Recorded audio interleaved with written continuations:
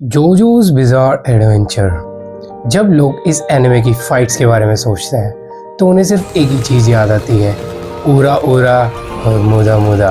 वो जोजो के बारे में इसलिए ऐसा सोचते हैं क्योंकि मोस्ट ऑफ द एनिमे एक सिंपल रूल फॉलो करते हैं, जो ज़्यादा स्ट्रॉन्ग है वो ही जीतेगा। बट इन जोजो स्ट्रेंथ ही मैटर नहीं करती, यहाँ पर स्ट्रेटेजी, माइंड गेम सब मैटर करते हैं। यहाँ पर जो अपने स्टैंड को, अपने माइंड को क्रिएटिवली इस्तेमाल करेगा वो ही जीतेगा। और यह चीज़ जोजो की फाइट को उसे सब एनिमे से अलग बनाती हैं। अगर आपने जोजो देखा है तो आप जानते हो कि यहाँ फाइट्स सिर्फ पंचेस और पावर तक लिमिटेड नहीं होती। यहाँ हर बैटल एक माइंड गेम की तरह है।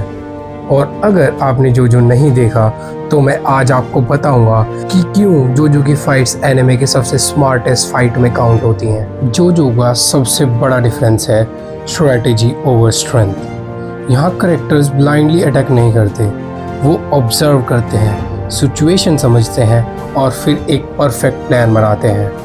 बहुत बार ऐसा होता है कि अपोनेंट ज़्यादा पावरफुल होता है, लेकिन स्मार्ट डिसीजन उस फाइट को कंप्लीटली चेंज कर देता है।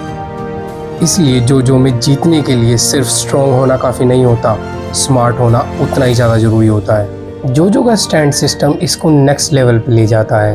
हर कैरेक्टर का पावर यूनिक होता है, कोई टाइम स्टॉप करता है, कोई बॉम्ब्स क्रिएट करता है तो कोई रियलिटी मैनिपुलेट करता है। और सबसे इंटरेस्टिंग पार्ट, ये पावर्स सिंपल नहीं होते, इसको समझना पड़ता है और फिर क्रिएटिवली यूज़ करना पड़ता है। इसलिए फाइट्स एक पजल जैसे बन जाते हैं और सॉल्यूशन देखकर आप माइंड ब्लोन हो जाते हो। जोजो की फाइट्स में एक और इम्पोर्टेंट चीज़ होती है प्रेडिक्शन। कैरेक्टर्स एक दूसरे के मूव्स को प्रेडिक्ट करते हैं, ब्लफ करते हैं, ट्रैप सेट करते हैं। कभी कभी तो फाइट एक्चुअल अटैक से पहले ही डिसाइड हो जाती है। ये सब देखकर लगता है कि आप एक बैटल नहीं, एक चेस मैच देख रहे हो। और जोजो फाइट्स का एक अंडररेटेड एस्पेक्ट है एनवायरनमेंट का यूज।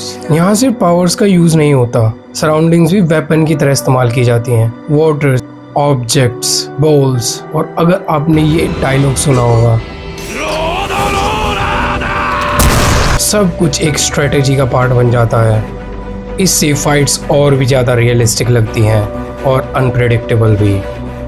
तो सिंपल वर्ड्स में जोजो फाइट स्पेशल इसलिए है क्योंकि यह ब्रेन का इस्तेमाल करती हैं, ये क्रिएटिव है, ये अनप्रेडिक्टेबल है और ये सिर्फ एक्शन नहीं, ये इंटेलिजेंट स्टोरी टेलिंग है।